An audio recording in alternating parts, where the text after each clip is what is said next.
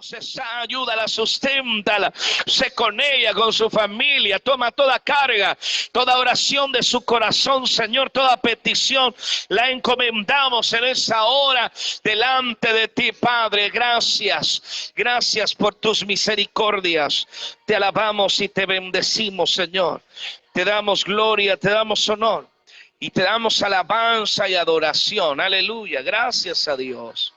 Gracias a Dios por su grande misericordia, hermano, por su grande bondad. Él es bueno. Solamente tenemos que confiar en Él. Solamente tenemos que esperar en Él y no desmayar. No desmayar, porque la Biblia dice que no, el Señor, ¿verdad?, bendecirá nuestra vida. No nos cansemos de hacer el bien, porque a su tiempo segaremos si no desmayamos. Gloria al Señor. Ayer, hermanos, platicando sobre este asunto de la restauración de un alma, la restauración de un creyente, el que un creyente regrese otra vez a Cristo. Tal vez tú estás orando por tus hijos, por tu esposo, que un día eran cristianos, que un día ellos tuvieron el temor de Dios en sus corazones, pero ahora se han apartado, ahora se han alejado de Dios y ahora ya no están en el Señor. Tal vez tú regresaste y ahora quisieras también que tus hijos, que tu esposo, tus hermanos, ellos se volvieran al Señor. Quiero leerte esa porción de la palabra ahí en Santiago capítulo 5. Hermanos, si alguno de entre vosotros se ha extraviado de la verdad y alguno le hace volver, sepa que el que haga volver al pecador del error de su camino, salvará de muerte un alma y cubrirá multitud de pecados. Ahora escuchen, no es lo mismo salvación que restauración. Salvación es un nuevo nacimiento. Salvación es una operación que Dios hace en el corazón del hombre y lo transforma completamente. Lo hace completamente nuevo. Le da una nueva vida, le da una nueva, un hogar nuevo, una familia transformada, le da un lugar donde congregarse, le da su palabra, le da el Señor, hermano, su Espíritu Santo. El Señor le da una completa libertad y hace de ese creyente, de esa nueva vida, hace una nueva obra.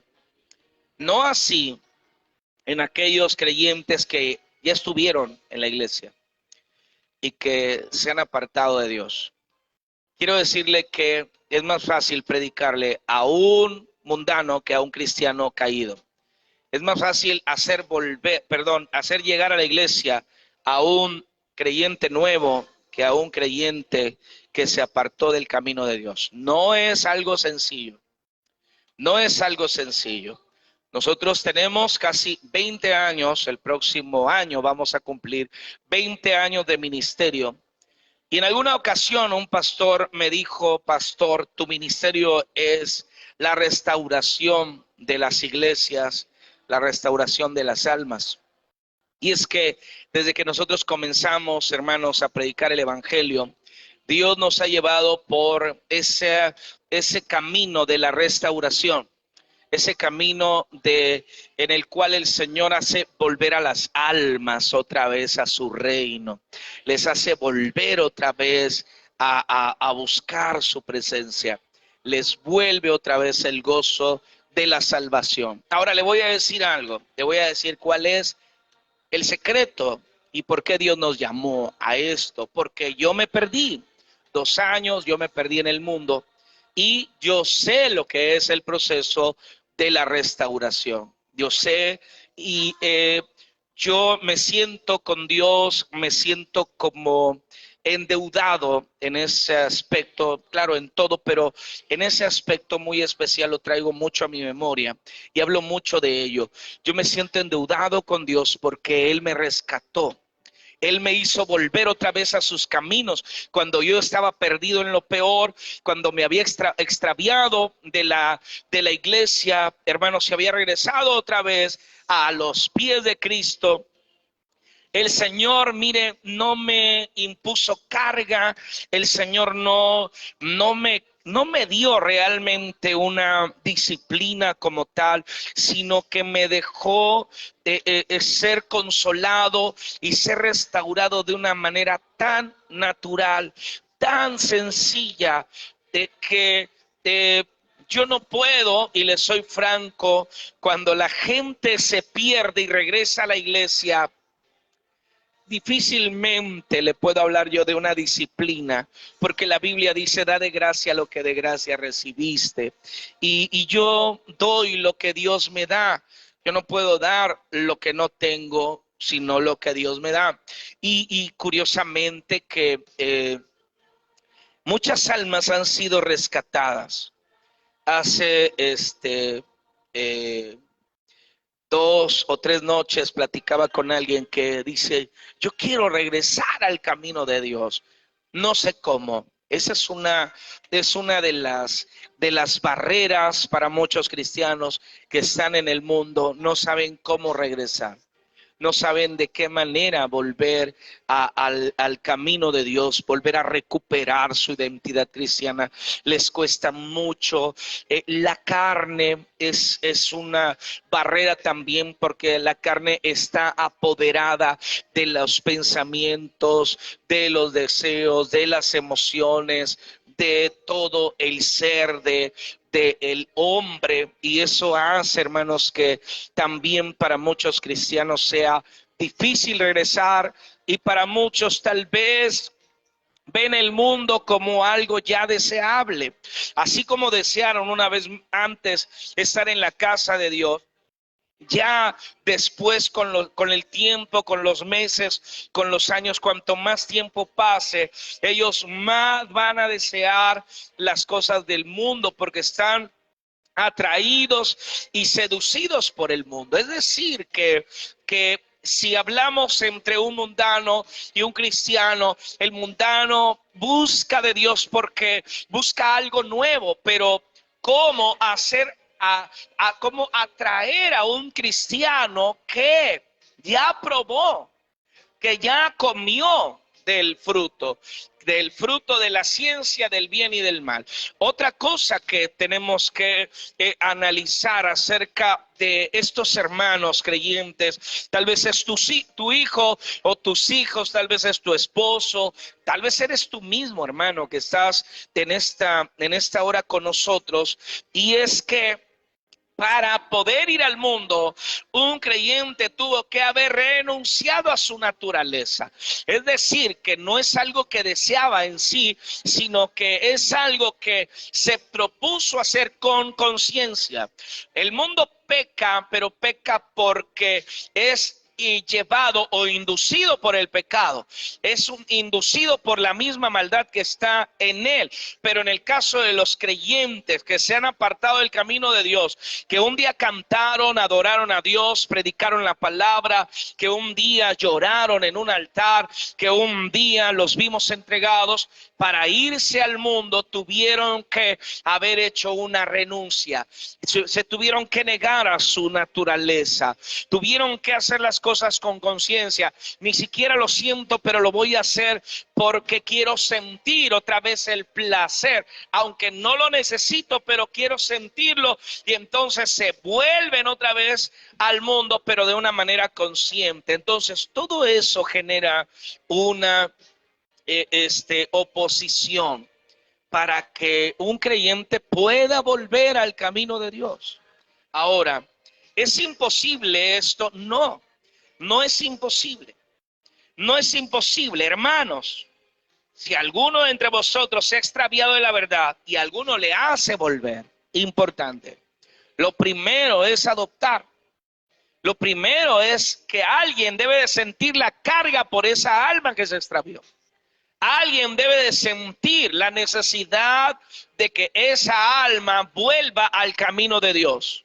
Las almas no necesitan ser juzgadas desde la iglesia, no necesitan ser condenadas, no necesitan ser, hermanos, acusadas, porque ya la conciencia les acusa. Ya están condenados por cuanto volvieron al pecado. Las almas que se extravían de la iglesia, lo que necesitan es volver a recibir el amor de Cristo, volver a escuchar la voz de Dios. Pero solamente va a suceder cuando alguien los adopte, cuando alguien en la iglesia tenga la carga por esa alma, cuando alguien en la iglesia se sienta comprometido de orar. Hay creyentes por los que oro un día, un mes, un año, hasta 10 años. Hay creyentes que no los suelto en oración. Estoy siempre orando para que Dios toque los corazones. Tal vez algunos de los que están aquí ahorita conectados están en mis oraciones. Gloria al Señor. Gloria al Señor, hermanos, por favor, a ver. Por favor, gloria a Dios. Deme por ahí un like para saber que está aquí conmigo, hermanos. Ahí está. Deme un like para saber que está conmigo, porque aquí está fallando el internet.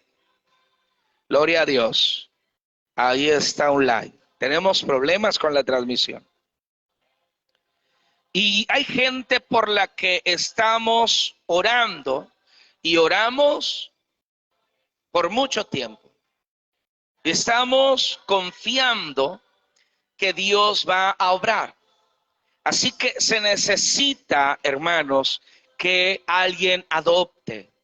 Tienes que adoptar. Tienes que adoptar a alguien. Tienes que adoptar a ese muchacho. Tienes que adoptar a esa pareja. Tienes que adoptar a ese creyente. No va a volver si no hay quien le hable. No va a volver si no hay quien lo adopte. No va a volver si no oye la palabra de Dios, si no vuelve a nacer en su corazón. Yo escuchaba que decían, cuando me veían, me decían, el pastor está orando por ti en la iglesia. El pastor está clamando por ti en la iglesia, me decían. Y hermanos, qué tremendo, ¿no? Porque eso te queda aquí.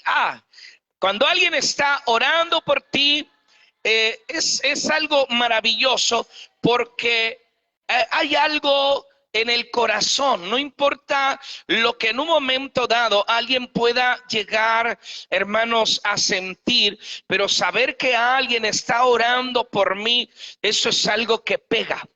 Eso es algo que toca el corazón. Aunque se ría la persona, aunque la persona haga de cuenta que no está sintiendo nada, hay algo en el corazón. Saber que a alguien le importamos.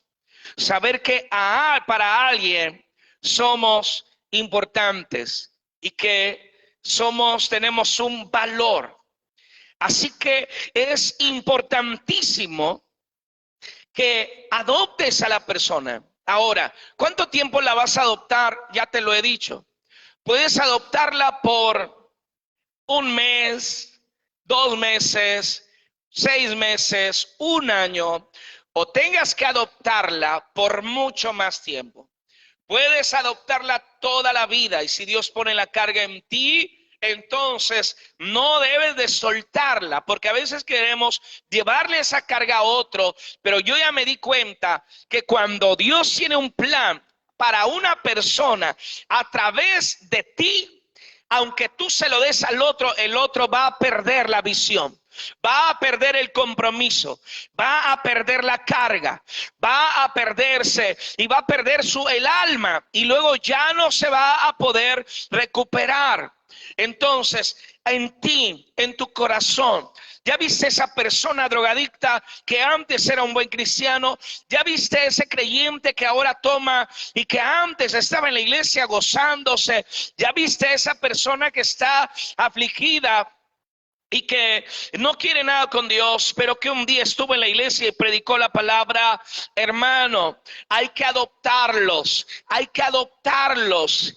Hay que entender que todo comienza por la casa. Mira, No podemos estar pensando en ganarnos a un mundo cuando estamos perdiendo a la iglesia, cuando estamos perdiendo a nuestros creyentes, estamos perdiendo a nuestros amigos, nuestros hermanos que están en los cultos con nosotros, se van de la iglesia y luego ya nadie sabe nada de ellos, ya nadie sabe nada de cómo están.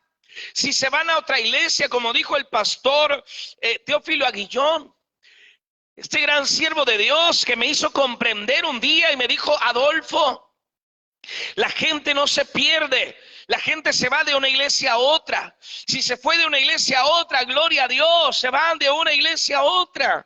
Pero ¿qué pasa con el que se aleja? ¿Qué pasa con el que ya no quiere nada? A ese hay que adoptarlo. Y yo creo que todos tenemos a un pecador así cerca de nosotros. Tenemos a alguien con esas características. Están en pecado, pero necesitan a alguien que los ame, que los adopte, que tenga, hermano, la paciencia también para esperar. Las cosas en la restauración no son como en una campaña evangelística donde traemos un invitado y el Espíritu Santo lo toca porque quedó sensible a la palabra de Dios. No. En la intercesión, adoptar a un hermano que se apartó, a un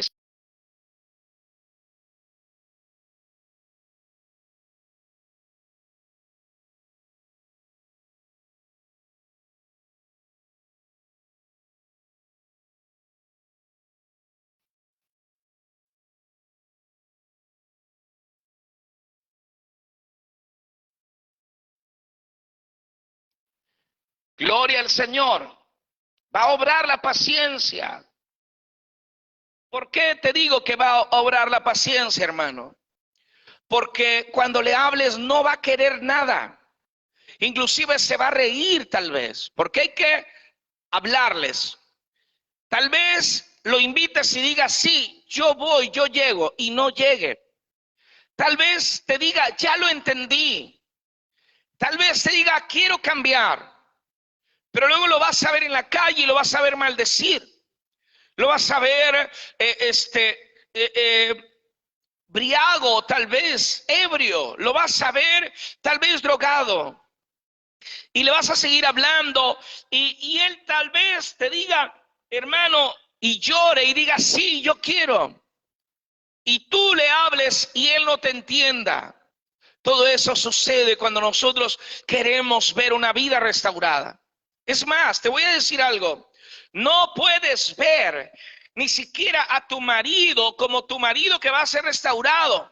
No puedes ver a tus hijos como el hijo que quieres que Dios restaure, porque lo vas a ver con la emoción materna, lo vas a ver con esa emoción del cónyuge, porque se van a despertar las emociones y los sentimientos, y entre ellos aquello que nosotros queremos, aquello que nosotros deseamos ver en la otra persona, y eso no nos deja ganarlos para Cristo. Tenemos que verlos como almas perdidas, almas que tienen necesidad, almas que están extraviadas, almas que necesitan a Cristo, a las que hay que hablarle la palabra, por las que hay que luchar, por las que hay que gemir a Dios, por las que hay que esperar con paciencia y aprender a orar, y orar con fe, importantísimo. Tienes que aprender a ver en el tiempo lo que Dios va a hacer en el tiempo. Cuando yo me pongo a orar por alguien, me pongo a orar por el tiempo, y en el tiempo yo veo a este creyente, este hombre, esta mujer, yo veo cambios, yo veo que es transformado, yo puedo verlo tocado, yo puedo verlos hasta en la iglesia, aunque los vea perdidos. Y hermanos, con los años yo veo cambios. Hace 6 años que yo llegué a esta iglesia, llegó un hombre y me dijo: yo soy un perro, me dice, y no me digas por mi nombre, llámame perro. Le digo: no, ¿cómo cree? Inclusive se me quedó viendo así con los ojos muy penetrantes y me dijo: me tienes miedo, ¿verdad? Un hombre que se presentó como una persona agresiva, como una persona que a lo mejor para alguien resulte hasta indeseable. Nos ha visitado en reiteradas ocasiones en la iglesia, pero nos ha visitado alcoholizado, hermanos. Nos ha visitado, pero ha venido en estado de ebriedad por años. Y escucho de él molestias y escucho de él, ¿cómo te puedo decir? Acusaciones, y muchas de ellas probablemente hasta yo pueda decir, tiene razón, realmente tiene toda la razón en lo que dice, y eso me hace a mí callar. O sea, yo no defiendo lo malo, yo no defiendo lo injusto, yo no lo defiendo, yo trato de defender lo que es justo. Y él hace un mes, tal vez, un mes y medio, vino aquí a la iglesia, antes de enfermarme, hermanos, vino aquí a la iglesia. Ya se habían ido todos, terminó el culto temprano, y se me queda viendo y me dice, ora por mí. Él no quería que orara por él. No, dice, por mí no ores, no ores, no ores. Yo no quiero que ores por mí. Yo estoy perdido. Y bueno, me decía tantas cosas. Ese día me dijo, ora por mí. Y estaba tomado. Y hermanos, y ese día pude orar por él. Cuando terminé de orar por él, me dice, qué bonito sentí. Qué bonito sentí. Me gustó que oraras por mí. Me gustó, sentí algo muy especial. Y se fue. Con los días, iba yo rumbo aquí, porque aquí es subida ligera. Voy subiendo y me lo encuentro allá en la entrada. Y va bajando y me ve y se pone contento. Y se acerca conmigo y me dice, gracias por haber orado por mí. Gracias porque oraste. Y me sentí bien, me gustó. Le digo, pues vamos a orar aquí. Estábamos orando, yo en el carro, adentro del carro, él ahí afuera, a media calle. A mí no me importa dónde me pare, aunque me pare el tránsito. Si voy a orar por alguien, voy a orar. Hay que detener el tráfico si es necesario por un alma. Y le digo, aquí vamos a orar, y que lo agarro del brazo y nos pusimos a orar. Ese día me dijo, por favor, quiero que vayas a mi casa. Quiero que vayas el sábado a mi casa. Quiero que te metas a mi casa. No me pidas permiso, métete. Y quiero que ores por mi esposa. Y quiero que ores por mí. Y quiero que les digas que yo te llamé. Qué tremendo. Qué tremendo. Cómo Dios puede obrar en la paciencia. Cómo Dios puede obrar sin desesperación. Porque la obra no es nuestra, la obra es de Él. Él fue el que pagó por esas almas. Él fue el que murió en la cruz por esas almas. Él es el que derramó su sangre. Tal vez alguien pueda ver a un ebrio, porque así es la gente, lamentablemente. Juzgamos a la gente por lo que vemos, pero no somos capaces de ver con los ojos de Dios. Yo platicaba con mi amigo de la juventud y me decía, acerca de cómo se sentía y cómo el pecado había estado con él conviviendo por tanto tiempo. Dice, me siento mal, ya no quiero nada. Yo lo que quiero es relacionarme con Dios, quiero restauración. Le digo, es que Dios tiene un propósito para ti, porque Dios te ama, porque has estado al borde de la muerte por casi 10 o más ocasiones, al borde de la muerte, en accidentes terribles y en otras cosas, y aún así Dios ha tenido misericordia. Le digo, ¿sabes por qué? Porque Dios ve lo que hay dentro de ti, lo que hay en tu corazón. Dios conoce lo que hay en tu intimidad. Dios conoce lo que piensas y lo que sientes. Yo puedo ver a un Adolfo, pero el otro es el que Dios conoce, que está en tu intimidad. Y por eso Dios te sigue llamando, porque te ama, porque aún tiene propósitos para ti.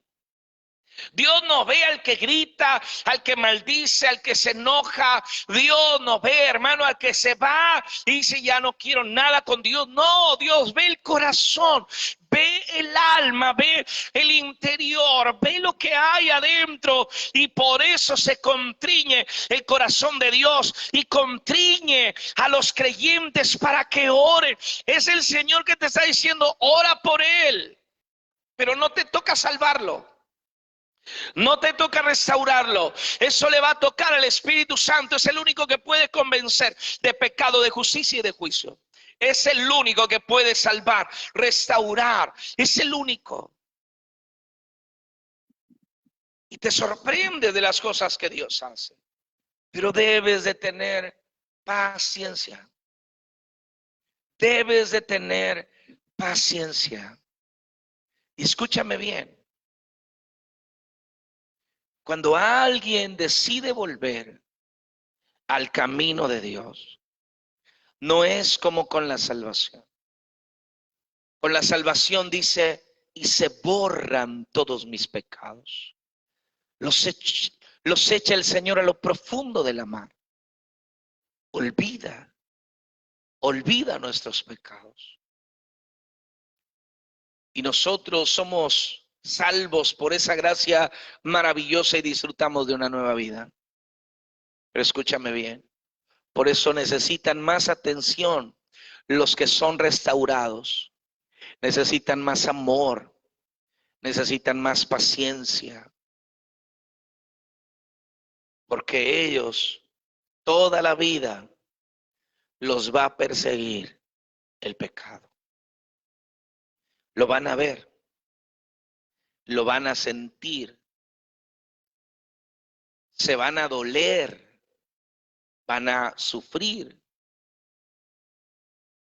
El salmista, Salmo 51, él pide a Dios que le quite todo ese mal que se ha apoderado de él a causa de su pecado con Betsabé.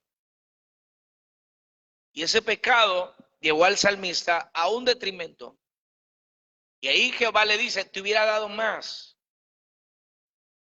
Hubiera recibido mucho más.